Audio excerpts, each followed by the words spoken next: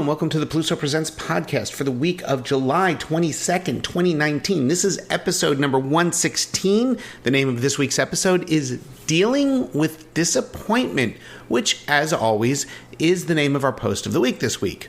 As much as I would love to keep this show just a little intro and then our post of the week, I actually do have some updates. So here they are. First update, still writing the book proposal. This thing's taken forever to do. And whatever it is when it comes to writing, I can tell you it's almost like building a house. You're constantly going at it. It's just going on and on and on and on and on. And it's almost like you can never find the time. And summertime's the worst because no matter how much extra time you have because of scheduling, it's always sucked up by some kind of gathering or a party or a social event or something or a vacation, etc. So there's where we are. I'm still waiting for my editors to get me back the book, and I'm still writing the proposal, and that's where that is. I've also been looking into additional used equipment, and I've been propositioned with taking the Peluso Presents show on the road, specifically to have a live multi-person podcast. And I'm thinking this new equipment that I was getting ostensibly for my daughter so she could have like a little dance studio in the house is going to become part of my big podcast, live studio, something event. So that's where I stand on that one. This should be kind of interesting to see if we can pull it off. It will take a lot of practice, and it's one of those things where you start small and all of a sudden you start growing, and that's kind of where I'm at right now. So those are the two little updates on the whole Peluso Presents efforts and what we're doing and where we're going and how these things kind of move. I think if you listen to this show over the years, it's rather interesting to see the different directions, the fits and starts, the little bumps, and how this thing kind of continues, never really exploding in broad popularity, but definitely always opening doors and opportunities and things that you can do. I think this is a great experience that I could share with everybody when it comes to broadening your horizons, learning something new. It is the classic example of you learn by doing, and when you are doing, other things happen and other opportunities arise. And I don't know if I'm going to be doing this live show with a whole panel of people. I do know that it's being very carefully considered in a proposal with a bunch of very important people, and it would be at a very big event here in North Carolina. So we'll see if we'll pull that off. So there's that. Now, let's just kind of talk about our post of the week for a second. One of the things that happens in work and in life, it's a collision point, although not one I identify really in the book, but it's this whole idea of disappointment, where because work and life are so intimately combined, your ebb and flow of your life and your attitudes and your feelings and your aspirational feelings and basically your levels of disappointment, they kind of intertwine. So if something bad happens at work, it kind of affects the rest of your life. And the same thing, if something happens in life, it kind of affects your work. I don't really go into this in the article, but one can affect the other, and you're not supposed to show the personal stuff at home. You're not supposed to show the personal stuff from home in the work environment. But there's no such taboo going from the work environment to home. So the folks at home tend to get the brunt of how tough work can be sometimes. I know some people keep the office at the office, but that's not practical, and that's not what the majority of us do. So rather than go on and on and on, because goodness knows I have a tendency to do that, and we're 4 minutes into my hello and welcome to the show moment, let's just jump into our post of the week.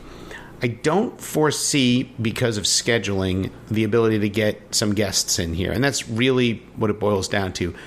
I've got a bunch of folks who love to be on the show. I've got a lot of folks who like to be podcasts. There's kids. You've heard those before. I've got my wife occasionally. I've got friends. But ultimately, it's kind of a hard thing to do to get everybody's schedule aligned if this isn't a for-profit thing. And my show's not a for-profit thing. This is a learn and do thing, not necessarily a retire thing. But let's get into our post of the week. I think it's a good one. It's a short one, so the show will be short. And after that, we'll see you in a few weeks.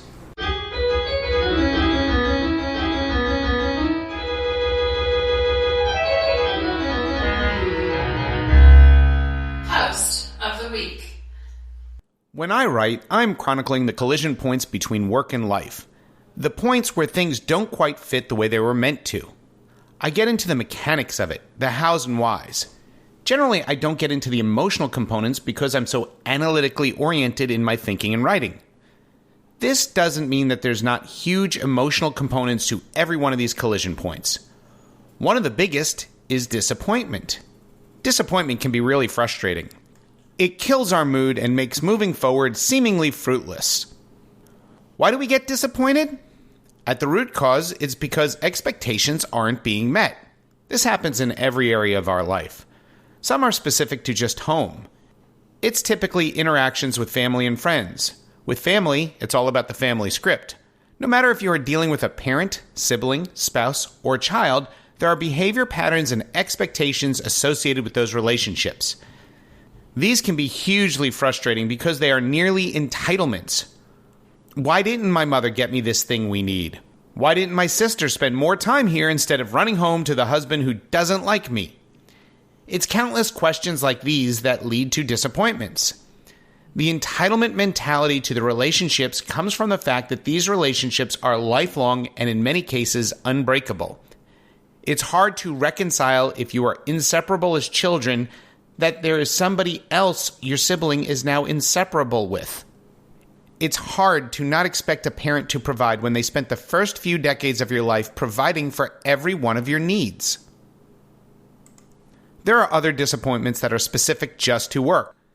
It's the project that you're responsible for that fails. Maybe a pet project doesn't get the green light. The quintessential work-related disappointment is the promotion that didn't happen. Work disappointments can be big things like not getting raises and getting transferred to a horrible boss, or little things like having to move from a workspace you didn't know you loved until you had to move. The point is that it's the flip side of the mostly relationship-oriented disappointments from the household. The connecting tissue between work and the rest of your life is that work has a huge impact on financial resources and time availability. In this point, work has the ability to be an accelerant to the disappointment you may have with things you usually experience outside of work, creating larger levels of disappointment in your life. The lack of a promotion doesn't lead to a move, so you don't get to be closer or further away from the family members in the way that you want. In not getting that raise, you're in debt that much longer or possibly not able to get your dream vehicle. That can be true even if your dream vehicle happens to be something as theoretically as easy to acquire as a 20-year-old used Miata. It's not just money. If the project is a failure, then someone has to pick up the pieces one way or another. Potentially, this could mean you have to work twice as hard with less time at home. I could go on with nearly limitless examples. As the professional class is whittled down by corporate anorexia and displaced by artificial intelligence, then these types of disappointment will happen more and more frequently. Disappointment happens. It's simply part of the human condition. It happens at home and it happens at work. Generally, it's work that can enhance the disappointment in other areas of your life, and unless you have fallen into a virtuous cycle in your professional life, something that happens less and less, then you will be disappointed more as you move through your career. So how do you deal with all this professional equivalent of a rainy Saturday?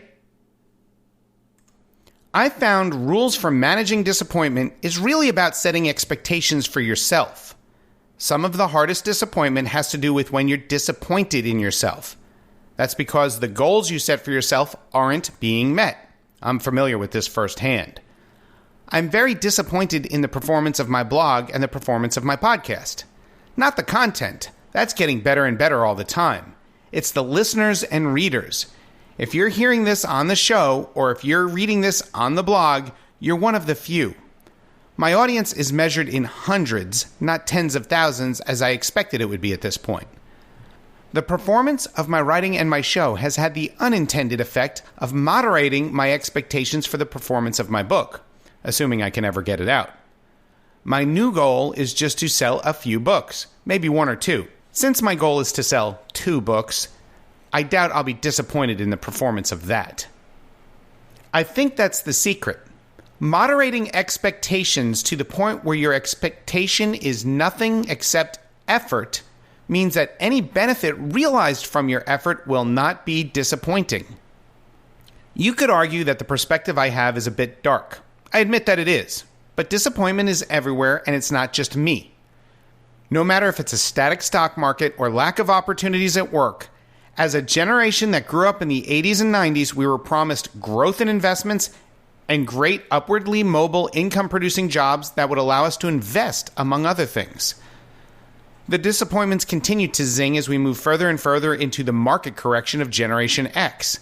These types of disappointments can become imbalanced compared to the things that usually balance them off, i.e., the positive work and life experiences. Although not scientific, my thesis in a generation that's experiencing a higher than normal level of disappointments has some evidence backing it up with the millennials. If when growing up, the emotional and visceral observations of the millennials are that life is difficult and not getting any better, is it any wonder that a greater percentage of them by far are prioritizing life experiences over accomplishments? I see more evidence in the medical establishment's love affair with prescription drugs for all ailments. Many have claimed that we are experiencing an addiction of epidemic proportions with prescribed antidepressants, which technically simply don't work. Even if my theory about a generation saddled with larger than typical disappointments is incorrect, disappointments are still a fact of everyone's life. Sadly, lower expectations or even non-existent expectations are the way to go if you find that you are constantly disappointed in life's journey. It's the old phrase, hope for the best, but plan for the worst. Nobody will ever stop being disappointed because the unintended will always happen, but you definitely can get better at managing it. All that being said, I hope you don't find my conclusion that it's safest to maintain very low expectations in your life too disappointing. That wasn't my intent. But writing is a bit like life. Sometimes things just don't go as you intended.